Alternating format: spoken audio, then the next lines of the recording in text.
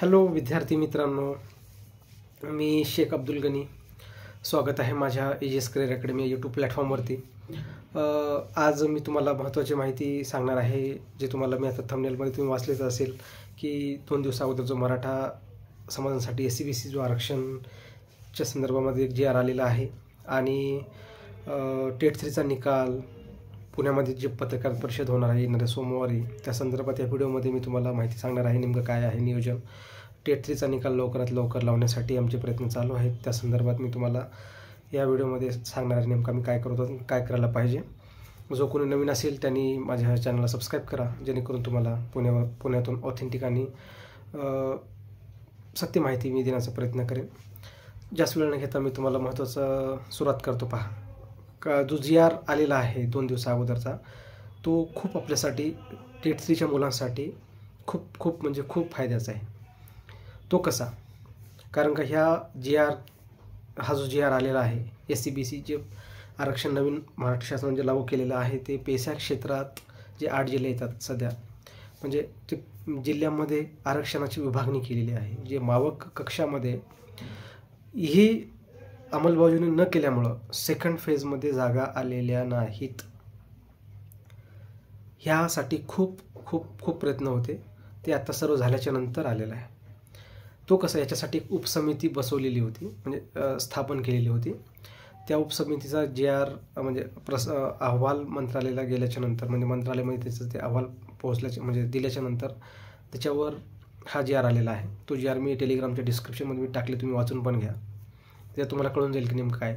पण ते GR आपल्या फायद्याचं काय, शिक्षक भरतीच्या फायद्याचं काय, या संदर्भात मी सुरुवातीला अगोदर सांगेल तुम्हाला. पहा, तो GR जो आहे ना, 8 जिल्ह्यामध्ये फक्त SCBC नवीन आरक्षण लागू झाल्यामुळं त्या जिल्ह्यातील इतर जे प्रवर्ग आहेत, SC, ST, STचं प्रमाण जास्त राहणार, OBC, NTC, NTD, सर्व प्रवर्ग जे AWS, सर्वांच्या जागा ह्या होल्डवर होत्या. आणि काय झालं आहे, SCBC नवीन आरक्षण लागू केल्यामुळं गव्हर्नमेंटने त्यांना गाईडलाईन दिली नाही मावक कक्षांना की तुम्ही ह्या जिल्ह्यातील जागा कसं तपासायच्या. त्यामुळं काय झालं, सेकंड फेजमध्ये खूप त्रुटी निर्माण झाल्या आणि त्या एरियातील संस्थांच्या झडपींच्या रोस्टर क्लिअर नाही झाले. रोस्टर क्लिअर न झाल्यामुळं तेथील जागा ह्या रिक्त राहिल्या आणि त्या संदर्भामध्ये खूप पाठपुरावा चालू असतानासुद्धा त्या गोष्टीमध्ये यश येत नव्हतं, आलेलं नाही. पण आत्ता आले. कोणी म्हणजे खूप असं प्रयत्न होते त्या संदर्भात, पण आता यश कसं आलं, पण तो वेळ निघून गेली. ठीक आहे, पण त्याचा फायदा आता आपल्या टेट 3ला होईल. तो कसा? की जर ते आरक्षण लागू झाल्यामुळे आता मावक कक्षाकडे गेल्यानंतर ह्या जिल्ह्यातील जे जागा आहेत, त्या जागेच्या संदर्भात संबंधित शिक्षण अधिकारी म्हणजे जिल्हा परिषद आणि काही आस्थापना जे प्रायव्हेट आहेत, ती आस्थापना आता त्यांना एक प्रॉपर चार्ट भेटलेला आहे की रोस्टर तपासणी त्या जिल्ह्यातली कशी करायची. कारण का वेगवेगळ्या आरक्षणामध्ये काही प्रवर्गाचे आरक्षण कमी करण्यात आले, काही प्रवर्गांचे जास्त करण्यात आले. म्हणजे त्या संदर्भात ती जिल्ह्यानुसार त्यांच्या लोकसंख्येच्या प्रमाणानुसार त्याचं रिझर्वेशन तिथं कॅटेगरी म्हणजे केलेलं आहे. समजा उदाहरणामध्ये सांगितलं तर काही ठिकाणी EWC 10% नियमानुसार आरक्षण आहे, तर तिथं काही ठिकाणी 8% दिलेलं आहे, काही ठिकाणी 9% दिलेलं आहे.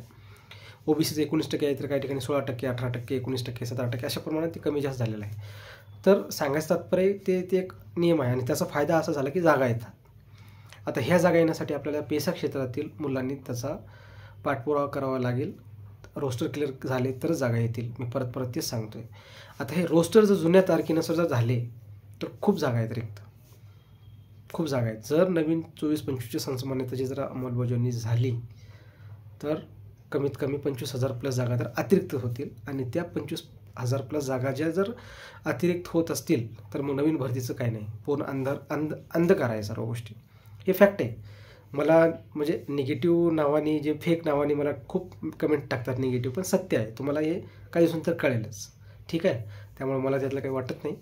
करा कमेंट, चांगलीच गोष्ट आहे. फक्त तुम्ही माझा व्हिडिओ पाहताय म्हणून कमेंट करता, चांगली गोष्ट आहे. माझा व्हिडिओ तरी पाहताय ना कमीत कमी, ठीक आहे, माहिती तरी पाहताय ना, त्या गोष्टी मी पॉझिटिव्ह अर्थाने घेईन, काय असं काही नाही. पण आता हे जर संसमान्यता रद्द करण्यासाठी याचिका सुनावणी आता होईल उद्या परवा किंवा येणाऱ्या सोमवारपर्यंत त्याचा निर्णय लागून जाईल, मंगळवारपर्यंत. तो निर्णय काय येईल, प्रार्थना करूया की आपल्या फेवरमध्ये, म्हणजे विद्यार्थ्यांच्या फेवरमध्ये आला पाहिजे. जर नाही आला तर खूप अवघड आहे जागांच्या संदर्भात. आणि त्या पेशा क्षेत्रातील जागा सर्वात जास्त रिक्त आहेत. तेथील शिक्षकांना जागा म्हणजे शिक्षक नाहीत शाळेत, विद्यार्थ्यांना खूप मुलांचं शैक्षणिक नुकसान होत आहे. आणि त्या संदर्भात शासनानं कुठंतरी याच्यात लवकरात लवकर अंमलबजावणी केली पाहिजे, तर ह्याचा फायदा होईल. आणि मावळ कक्षाला शासनाने त्वरित आदेश काढून ते रोस्टर त्या शाळेतील तेथील क्लिअर करून घेणं गरजेचं आहे. आणि या नवीन संचमान्य धोरण जर लवकरात झालं तर त्याचा फायदा आपल्याला होईल. आणि या संदर्भामध्ये आता टेट 3च्या आता हे झालं मराठा आरक्षण. ह्याच्यामध्ये काय माहिती आहे का, SEBCचा फायदा पेसा क्षेत्रातील विद्यार्थ्यांना फायदा झाल्यामुळे तेथील जागा रिक्त होतील. गट ग आणि ड म्हणजे सर्व प्रवर्ग असेल, तलाठी भरती असेल, ग्रामसेवक, आरोग्यसेवक, जेवढ्या बी क्लास 3 क्लास 2च्या जागा क्लास 3 आणि क्लास 4च्या जागा आहेत त्या सर्व जागांना फायदा होईल. आणि आपले शिक्षक हे पद आहे ते क्लास 3मध्ये वर्ग 3मध्ये येते, त्यामुळं त्याचा आपल्याला फायदा होईल टेट 3च्या मुलांना. आणि परत आणि अजून जागेंची भर पडेल, नाही का. हा एक तो चेहरा आहे आणि खूप गरजेचा होता. नवीन हे आरक्षण आहे कोणतं पण, ह्याच्या अगोदर EW जरी आरक्षण असलं तेव्हा पण असंच घोळ निर्माण झालेला होता. ते दुरुस्त झालेलं आहे वेळेवर, त्यानुसार त्याला पण तेव्हा वेळ लागला होता. आत्ता पण तसं झालेलं आहे, खूप वेळ झालेला आहे या गोष्टीनं. आणि त्यामुळं ते आपल्या ह्याच्या फायद्याचा शिक्षक भरती संदर्भात टेट 3च्या संदर्भात फायद्याचं आहे, हे तुम्हाला मला आवर्जून सांगायचं होतं. आणि कोणी आता ह्याच्यावर कोणी माहिती सांगितली नाही काय आहे, पण ह्याचा परिणाम सांगतो तुम्हाला. दुष्परिणाम झाला याचा, खूप नुकसान पण झालं याचा. सेकंड फेजच्या मुलांमध्ये विचारून घ्या रोस्टर क्लिअर न होण्याचे दुष्परिणाम काय झाले. जागा रिक्त असताना सुद्धा जागा दिल्या नाहीत, रोस्टरच क्लिअर नव्हते, तर जागा कशा येतील. आणि हे फॅक्ट आहे, हे फॅक्ट कोणी लपवू शकत नाही, कोणी कितीही जरी काय केलं तरी हे फॅक्ट आहे. आणि ह्याचा परिणाम खूप कमी जागेवर झालेला आहे. संस्थाचं काय होतं, संस्थामध्ये त्यांनी नवीन रोस्टर बनवल्यामुळं त्यांच्या जागा आल्या, पण तिथं पण एक पद एक बिंदू हे गोष्टी म्हणजे नसल्यामुळं परत रिपीट तेच मुलं आल्यामुळं तिथं पण जागा रिक्त राहिल्या. त्याच संदर्भामध्ये आम्ही येणाऱ्या सोमवारी पत्रकार परिषद आहे, जे मुद्दा मी घेणारच आहे पत्रकार परिषदेसाठी. तो मुद्दा मी तुम्हाला सांगणारच आहे आम्ही काय पत्रकार परिषदेचं नियोजन काय नाही ते. तर त्या संदर्भामध्ये तुम्हाला एकच विनंती करतो आहे की आता त्या जे पेसा क्षेत्रातील जे विद्यार्थी आहेत, जे मुलं आहेत, त्यांनी थोडंसं अवेअर राहणं गरजेचं आहे. अन्यथा ते समायोजनाच्या नावाखाली किंवा काही गोष्टीच्या नावाखाली विदाऊटच्या जागा ह्या खातील. संस्थेच्या समायोजन ह्या गोष्टीमुळे झडपीच्या जागा कमी होऊन जातील, ठीक आहे. महानगरपालिकांच्या जागा कमी होऊन, त्यामुळे तुम्ही तिथली काळजी घेतली पाहिजे. मी म्हणून त्या संबंधित जिल्ह्यातील विद्यार्थ्यांना मी विनंती करतो आहे. आता हे झालं परवा दिवशीचं आलेलं आहे GR, त्या संदर्भात मी ते टेलिग्राममध्ये टाकले, तुम्ही वाचून पण घ्या. त्याच्यामध्ये त्यांनी प्रत्येक जिल्ह्यांचं, पालघर असेल, ठाणे असेल, नाशिक असेल, धुळे, जळगाव, यवतमाळ, नागपूर, हे असे काही जिल्ह्यांचं जे भाग आहे, अमरावती, ह्या सर्व त्यांचं त्यांनी खाली दिलेलं आहे, ठीक आहे. तर आता येऊ दुसऱ्या मुद्द्याकडे. दुसरा मुद्दा आहे आपल्या टेट 3च्या निकालासंदर्भात. टेट 3च्या निकालासंदर्भामध्ये आम्ही खूप प्रयत्न केलेले आहेत निकाल लवकर लावण्यासाठी. आम्ही निवेदन पण दिलेत, समायोजन म्हणजे आपलं नॉर्मलायझेशन होण्यासाठी पण खूप प्रयत्न हे केले. कारण नॉर्मलायझेशन जर राहिले रो मार्क्स, आतापर्यंत IBPS कधी रो मार्क्स आणि किती एकूण मार्क्स किती दिलेले नाही आहे, तर आम्ही तसे त्यांना विनंती केली की तुम्ही एकूण मार्क किती आणि मार्क किती पडले पाहिजे, म्हणजे किती वाढले, ह्याच्या संदर्भात आम्ही त्यांना निवेदन पण दिलं. नागपूरला मुख्यमंत्री कार्यालयाला पण आम्ही निवेदन दिलं होतं. त्याच्यामध्ये तिथनं मेल पण तुम्हाला मी स्क्रीनशॉट पण टाकलेलं आहे, तुम्ही बघून घ्या. जूनच्या काही पत्र आहेत टेलिग्राम तुम्हाला भेटून जातील, माझ्या डिस्क्रिप्शनमध्ये टाकणारच आहे, ते बघून घ्या. तिसरा मुद्दा, आता ह्या एवढं असून सुद्धा रिझल्ट लेट करते परीक्षा खूप. आम्ही जेव्हा अधिकाऱ्यांना जेव्हा भेटतो तेव्हा एकदम आधारार्थी आम्हाला उत्तर देतात की असं आम्हाला उशीर होतो रिझल्टच्या संदर्भामध्ये, IPSचा रिझल्ट येत नाही आहे, IPRच्या मुलांचा विषय आहे, येणाऱ्या 8 दिवसात आम्ही लावू. आम्ही जे अधिकारी सांगतात तेच आम्ही तुम्हाला सांगतो, आम्ही काही वेगळं नाही आहे. मी पण तुमच्यापैकी काय म्हणून सांगतो आहे. त्यामुळं असं काही नाही की बाबा आजच रिझल्ट लागेल का उद्या लागेल, असं काही नाही. कधी लावू शकतात, त्यांचं ते सर्व डाटा क्लिअर झाल्याच्या नंतर. पण आता हे जास्त उशीर झाल्यामुळं खूप मुलं डिप्रेशन आणि टेन्शनमध्ये आहे.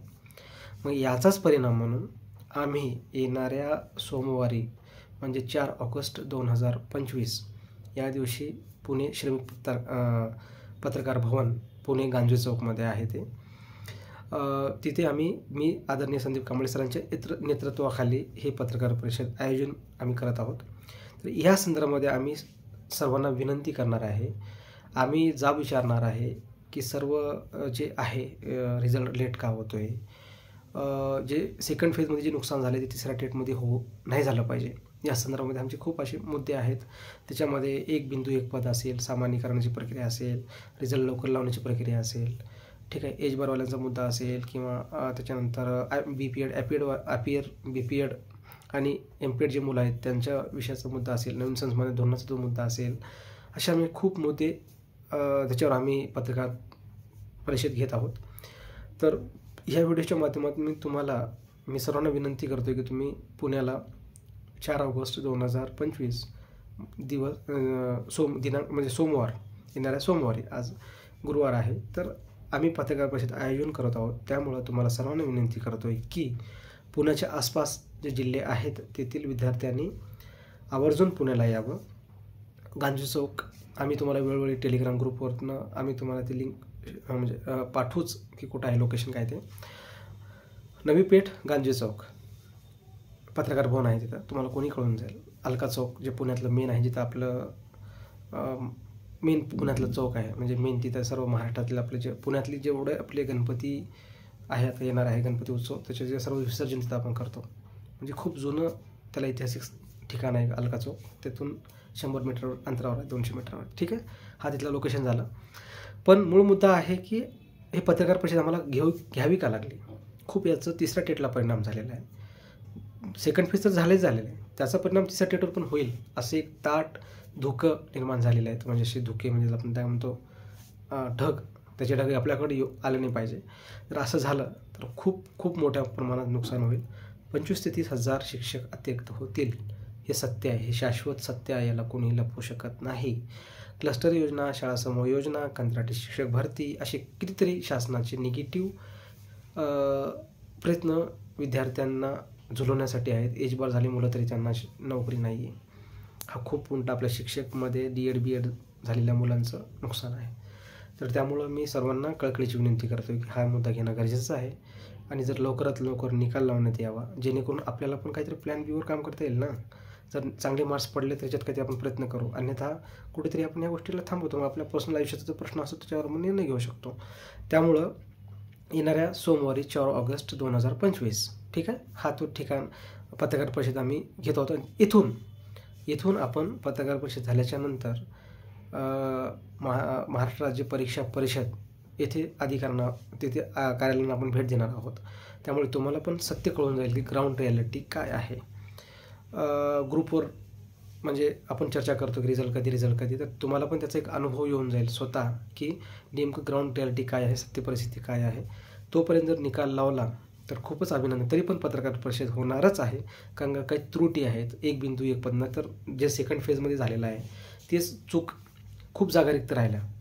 ते जागांचं पण आकडेवारी पत्रकार परिषद आम्ही घेणारच आहोत की परत तिसऱ्या डेटमध्ये 20,000 30,000चा जागा आकडा दिसतोय, पण मुळात 10,000 ते 12,000 शिक्षकच जॉईन होतात, बाकीची जागा रिक्त राहतात.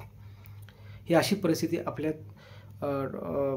टेट 3मध्ये किंवा शिक्षक अभियोगिता जे आता 25 झालेले आहे त्याच्यामध्ये ते होऊ नये, यामुळं आम्ही सर्व एकत्र येत आहोत. आम्ही एकत्र म्हणजे पत्रकार परिषद घेत आहोत. तर आवर्जून तुम्ही सर्वांनी यावं आणि ही माहिती जास्तीत जास्त मुलांपर्यंत पोहोचवावी. आणि सर्व क्लास चालकांना, सर्व माझे जे व्हिडिओ पाहतात यूट्यूबर्स, ज्याची म्हणजे कॉपी करतात, अशांना विनंती करतो की तुम्ही या आमच्या मुव्हमेंट आंदोलनाला, चळवळीला पाठिंबा द्यावा. आणि आम्ही लवकरात लवकर ह्या निर्णय रिझल्ट लावण्यासाठी जे प्रयत्न करतो आहे आणि बाकीच्या गोष्टी काही होण्यासाठी प्रयत्न करतो आहे कांबळे सरांच्या नेतृत्वाखाली, त्याच्यामध्ये तुम्ही आम्हाला सपोर्ट करावे. सर्वांना हे सांगावे की बाबा हे लवकर सोमवारी असा पत्रकार परिषद आहे तुमच्या ज्या प्लॅटफॉर्मवर आहेत त्याच्यावरनं. आणि सर्वांनी यावं अशी विनंती करतो. जो कोणी नवीन असेल माझ्या चॅनलला सबस्क्राईब करा, ही माहिती शेअर करा. आणि रिझर्वेशनचा फायदा, बाकी जागांच्या संदर्भात जो फायदा मी तुम्हाला सांगितलेला आहे, आणि हे जर जागा संचमानाचं धोरण रद्द झालं त्याचा आपल्याला फायदा होईलच. आणि जर हे नाही झालं तर आपल्या निकालावर, आपल्या जागेवर खूप परिणाम होणार आहे. आणि एकत्र येऊन ह्या लढणं गरजेचं आहे. ठीक आहे, तर जास्त मी लांबवणार नाही. मी हे आवर्जून फक्त माहिती देण्यासाठीच तुम्हाला मी व्हिडिओ बनवलेला होता. जो कोणी असेल नवीन लाईक करा, शेअर करा आणि गरजू मुलांपर्यंत ही माहिती शेअर करा. धन्यवाद.